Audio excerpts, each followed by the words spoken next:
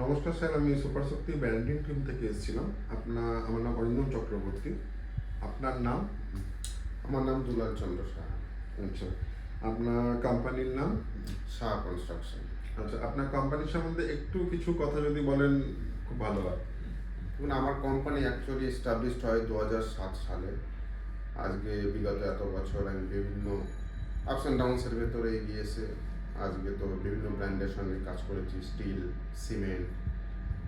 আজকে সুপার শক্তি আমার একটা নতুন কোম্পানির সাথে, বড় কোম্পানির সাথে আমি জয়েন হয়েছি, হাত মিলিয়েছি। এটা আমার সৌভাগ্য এবং কাজ করে আমি বেশ মজাই পাচ্ছি। আমার ডিলাররাও মজাই পাচ্ছে, তারা হ্যাপি আছে।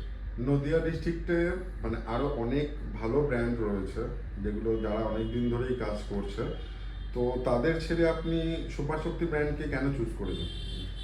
দেখুন, আমি সমস্ত ব্র্যান্ডে ছেড়েছি তা নয়, আমি তার ভেতরে কিছু ব্র্যান্ড চেঞ্জ করেছি, এখনও একটা দুটো ব্র্যান্ডের কাজ করছি। সঙ্গে আমার সুপার শক্তিটা নিউ এডিশন। আমার মনে হয়েছে সুপার শক্তি এমন একটি কোম্পানি, অনেক বড় কোম্পানি, অনেক প্যান ইন্ডিয়া বিশেষ তাদের কাজ হয়, ইন্টিগ্রেটেড স্টিল প্ল্যান্ট, তাদের ম্যাটেরিয়ালসের প্রোডাক্টের কোয়ালিটি বেটার দেন আদার্স রানিং ব্র্যান্ড, এবং সেই তুলনায় প্রাইস রিজনেবল। এটা একটা কারণ বলতে পারেন। আচ্ছা, শুধুই কি আপনি মানে সুপার শপ থেকে চুজ করেছেন কোয়ালিটি ভালো, প্রাইস কম, এটাই কি শুধু কারণ, না কোম্পানির পার্সন যারা রয়েছে, সিনিয়র পার্সন, আর আপনার এরিয়াতে যারা কাজ করছে তাদের হেল্পফুল বিহেভিয়ারের জন্য কোন দিক থেকে আপনি যদি একটু ডিটেলসে বলেন? না, দেখুন, কোম্পানির ফার্স্ট অফ অল কোম্পানির যিনি আমাদের এমডি আছেন, ওনার সাথে আমার পার্সোনাল ভিজিট হয়েছে এবং আমি ভীষণ প্লিজড। ওনার একজন এত বড় পার্সোনালিটি এবং ওনার তা সত্ত্বেও উনি এত গুড বিহেভিয়ার, আমাদের সঙ্গে হেসে কথা বলা। এবং আমার ডিলারদের নিয়েও ফ্যাক্টরি ভিজিটে গেছি, তাদের প্রত্যেকের সাথে উনি খুব সুন্দরভাবে কোঅর্ডিনেশন করেছেন, কথা বলেছেন, ম্যান টু ম্যান তাদের কী সুবিধা অসুবিধা জিজ্ঞাসা করেছেন, প্রাইসিং নিয়ে আলোচনা হয়েছে। এছাড়া আমাদের যারা মার্কেটিং সেলসে আছে তারাও তো যথেষ্ট হেল্পফুল, কোম্পানির অফিসিয়ালে যারা আছে তারাও হেল্পফুল। ওভারঅল খুব ভালো, বিভিন্ন কারণেই তো কাজটা এগোই হাতে মিলিয়ে, অবশ্যই। সেইভাবেই এগোচ্ছি। আচ্ছা, এই কোম্পানির সাথে আপনি যে কাজ করছেন, আপনার বিজনেসের যে একটা গ্রোথ একটা টাইমে ছিল, তারপর আপনি সেটাকে বাড়ানোর জন্যই নিশ্চয়ই কোম্পানি জয়েন করেছেন, তো সেটা আপনি কতটা হেল্পফুল মনে করেন যে আপনি সেই জায়গাতে এই কোম্পানিকে চুজ করেছেন নিজের বিজনেস গ্রোথ বাড়ানোর জন্য? কতটা হেল্পফুল সেটা আপনার কাছে? দেখুন, আজকে আমি 7 মাস হলো কোম্পানির সাথে জয়েন হয়েছি। এই 7 মাস হিসাবে তো আমি দেখছি এগোনো সম্ভব। আচ্ছা, এবার এটা আরো কিছুদিন গেলে আরো ভালো মানে সেটা আপনি কিভাবে মানে বিচার করছেন যে এই জিনিসটা আপনার পক্ষে বিজনেসটাকে আরো অনেক দূর এগিয়ে নিয়ে যাবে, এরকম মানে কি দেখে আপনি মনে করছেন? আমি আমার ডিলারদের প্রফিট দিতে পারছি, আচ্ছা, ভালো স্কিমস দিতে পারছি, আচ্ছা, তারা এখনো অবধি হ্যাপি আছে। ওকে, তার বেসিসে আমার মনে হচ্ছে এটাকে এগিয়ে নিয়ে যাওয়া সম্ভব। আচ্ছা। তো আপনাকে আমি নেক্সট কোশ্চেনে যাব। তো এটা একটা ইম্পর্টেন্ট কোশ্চেন। আপনার দিক থেকে কি মনে হয় যে কোম্পানির কি দিকে ইমপ্রুভমেন্ট আরো এক্সট্রা কিছু থাকলে আপনার কাজ করতে সুবিধা, আপনার সাথে যারা কাজ করছে তাদের কাজ করতে সুবিধা? একদম। দেখুন, কোম্পানির যা যা সাপোর্ট আছে তো খুব ভালো, তার বেসিসেই তো কাজ আমার এগোচ্ছে। এবার এগুলোর তো শেষ নেই, আসারও শেষ নেই, সে আমারই বলুন আর কোম্পানির বলুন। আমিও চাইবো আমার সেল বাড়ুক, কোম্পানিও চাইবে তারও সেল বাড়ুক। একদম। হ্যাঁ, যারা মার্কেটিং আছে তাদের উপরেও সেল প্রেশার থাকে। এবার সেই ক্ষেত্রে কোম্পানির যে দিকগুলো আমার মনে হয় ইমপ্রুভমেন্টের দরকার, সেটা হচ্ছে ফার্স্ট অফ অল লোডিং আরও স্মুথ হওয়ার দরকার। আমরা দেখুন দিনে দিন সেম ডে লোডিং পাই না। আমরা প্রোগ্রাম দেওয়ার পরে গাড়ি এমন হয়েছে 3 দিন 4 দিন হোল্ড হয়ে গেছে। আচ্ছা, হ্যাঁ, ওটা আমাদের সেম ডে লোডিং হলে পরে আমাদের কী হবে, লিকুইডেটের সুবিধা হয়। আচ্ছা, এটা গেল একটা পার্ট। ব্র্যান্ডিং কোম্পানি আগে খুব কম ছিল, এখন শুরু করেছে, এটাকে আরেকটু বাড়ানোর দরকার আছে। আচ্ছা, মিটিং ফিটিং যেগুলো আছে, ম্যাশন মিটিং বলুন, গ্রাউন্ড লেভেলের যে সমস্ত অ্যাক্টিভিটিসগুলো আছে, এগুলোকে আরেকটু যদি বাড়ায় কোম্পানি তো ভালো হয়। আর ফার্স্ট অফ অল কোম্পানির যে পলিসি রয়েছে যে টোটালি অ্যাডভান্সে কাজ করা।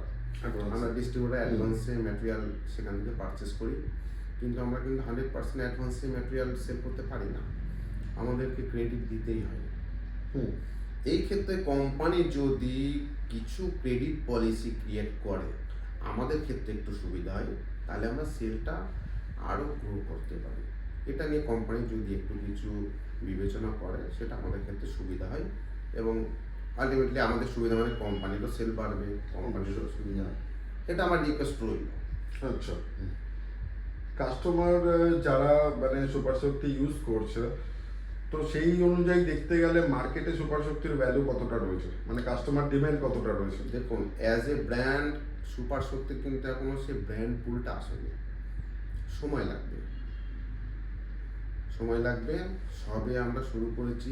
সুপার শক্তির নামটা বেশি কনজিউমার জানে না, তা এখন তাদের কোনো টিভি অ্যাড নেই, কোনো ব্র্যান্ডিং নেই, মার্কেটে তাদের প্রেজেন্স ছিল না, সবে শুরু হয়েছে। কোয়ালিটি ভালো সেটা আমি জানি, যারা কোম্পানিতে গেছে ফ্যাক্টরি ভিজিট করেছে তারা জানে, কোম্পানির পার্সনরা জানে, কনজিউমার তো জানে না। কনজিউমাররা কে সৌরভ গাঙ্গুলি কোন ডটের অ্যাড দিল, হ্যাঁ, এই সমস্ত দেখেই তারা অভিজ্ঞ আর কি, তারা বিচার করে কপিল দেব কোনটা অ্যাড দিল, এইভাবেই চলছে। সেক্ষেত্রে ব্র্যান্ড পুলটা এখনো যথেষ্ট কম আছে, একটু সময় দিতে হবে। আচ্ছা, আর আমি এর রিলেটেডই একটা কোশ্চেন করবো, সেটা হলো ব্র্যান্ডিং কি শুধুমাত্র কোম্পানি মানে প্রোডাক্টটাকে মানুষের কাছে নন করবে, না আদার্স কোনো কারণ আরো আছে কিছু যেগুলো মানে মানুষের কাছে এই ব্র্যান্ডটাকে আরো নন করবে? দেখুন, ব্র্যান্ড তো বেসিক্যালি কনজিউমার কাছে পৌঁছানোর ক্ষেত্রেই বেশি হেল্প করে বলে আমার মনে হয়। হ্যাঁ, সেটা কি মানে শুধুমাত্র যেগুলো ভিজিবল চোখে, আমরা যেগুলো চোখে দেখতে পাচ্ছি কোম্পানির নাম, কোম্পানির কোনো লোগো, সেগুলো না আদার্স কোনো জিনিস আছে যেগুলো আমরা মানে কাস্টমারকে? ভিজিবল ব্র্যান্ডিং যেমন আছে তেমন অ্যাক্টিভিটিসও আছে। অ্যাক্টিভিটিস যেমন ধরুন মেশন মিটিং, মেশন মিটিংয়ের মাধ্যমে আমরা কী করি, মেশনদের মাথার ভেতরে ওই ব্র্যান্ড নামটা ঢুকিয়ে দিচ্ছি। আচ্ছা, মেশনরা যখন বিশেষ করে আমাদের গ্রাম্য এরিয়ায় কাজ করে, বাড়ির যারা কাজ করবে, বাড়ির মালিকরা ইঞ্জিনিয়ারদের কাছে শোনে এবং মেশনদের কাছেও সেটা জিজ্ঞাসা করে কোন ব্র্যান্ড আমরা নিতে পারি। আচ্ছা, তারা তখন কিন্তু যে ব্র্যান্ডের নামগুলো করবে সেটা তাদের মাথায় ঢুকছে। আচ্ছা, এইভাবে প্রচার হয়। আচ্ছা, ঠিক আছে, ভালো লাগলো খুব উত্তর। আচ্ছা, এবার যদি আপনি সুপার শক্তিকে কোনো মানে রেটিং এর হিসাবে কিছু রেটিং নেন, তো 1 থেকে 5-এর মধ্যে আপনি কত দেবেন সুপার শক্তিকে? দেখুন, অ্যাজ এ কোয়ালিটি তো আমরা জানি, কোয়ালিটি অনুযায়ী টাটার কোয়ালিটি তো আমরা ফেলে দিতে পারবো না, এসিআইএল এর কোয়ালিটি ফেলে দিতে পারবো না। এদের পাশাপাশি আমরা সুপার শক্তিকে রাখতে পারি, আচ্ছা, প্রাইমারি ব্র্যান্ড যারা আছে। আপনি 1 to 5 অব্দি যদি রেটিং হয়, হ্যাঁ, ওর ভেতরে অবশ্যই সুপার শক্তি থাকবে, আচ্ছা, সেকেন্ডারি ব্র্যান্ড এর ভেতরে আসবে না। আচ্ছা, যদিও তারা দাপি আজকে বিজনেস করছে, কিন্তু অ্যাজ এ কোয়ালিটি তারা কিন্তু কোয়ালিটি রেটিংয়ে আসবে না। আচ্ছা,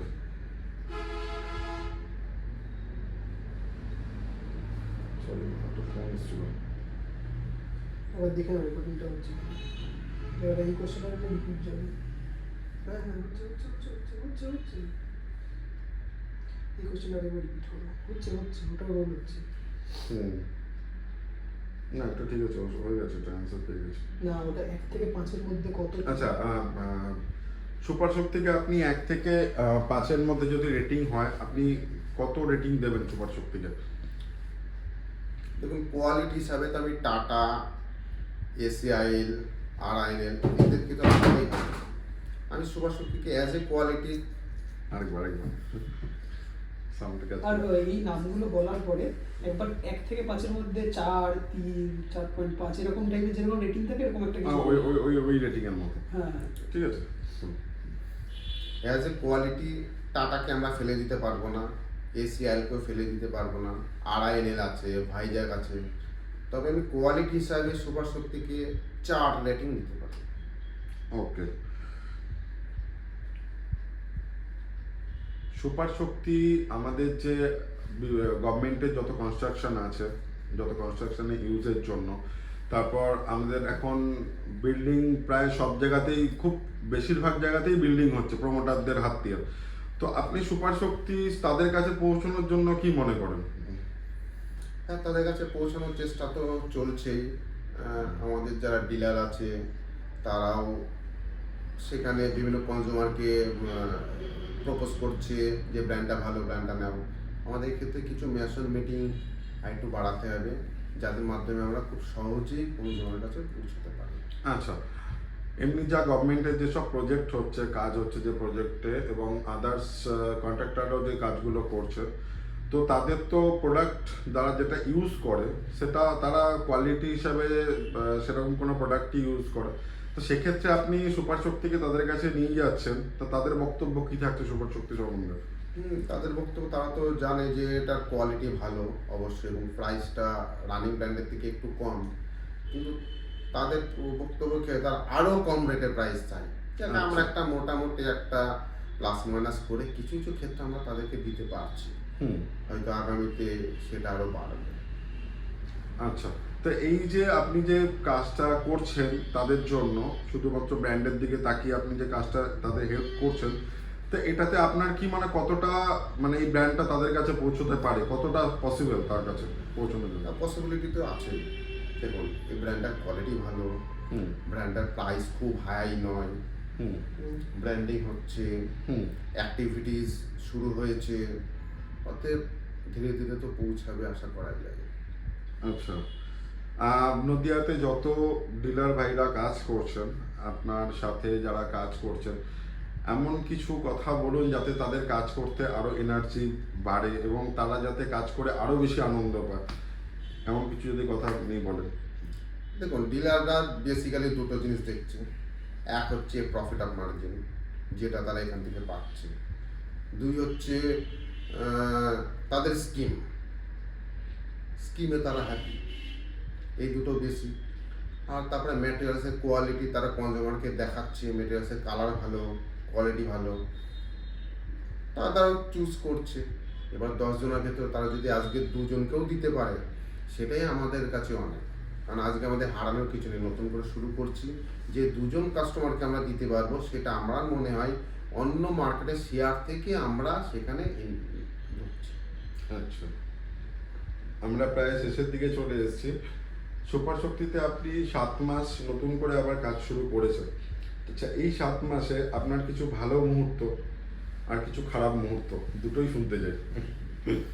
খারাপ মুহূর্তটা ফার্স্টে বলি, সেটা হচ্ছে বেশ কয়েকটা অর্ডার দেওয়ার পরে আমি গাড়ি পাঠিয়েছি, আমার ম্যাটেরিয়ালসে আর্জেন্সি আছে, হ্যাঁ, কোম্পানিতে ফোন করে নিয়েছে ম্যাটেরিয়ালস অ্যাভেলেবেল আছে, কিন্তু আমার গাড়িটা সেম ডে তো নয়ই, ওটা 3 দিন 4 দিন লেগে গেছে গাড়িটা রিলিজ হতে।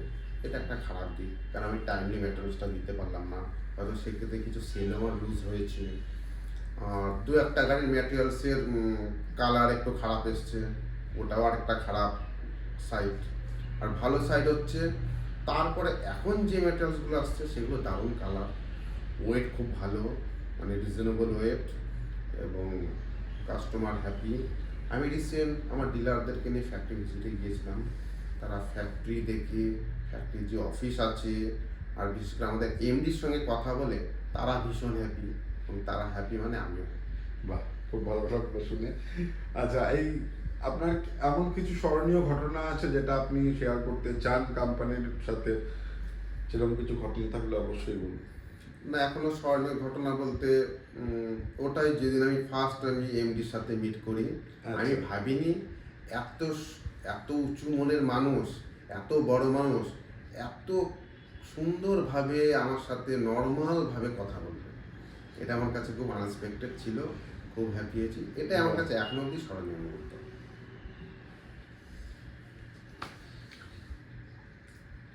ওভারঅল যত কথা আপনার সাথে হলো, সমস্ত দিক থেকে সুপার শক্তিকে আপনি এক কথায় কি বলবেন? সুপার শক্তি এক কথায় সুপার। অসংখ্য ধন্যবাদ আপনাকে, আপনার সাথে কথা বলে খুবই ভালো লাগলো। আপনার সাথেও ভালো লাগলো, ধন্যবাদ।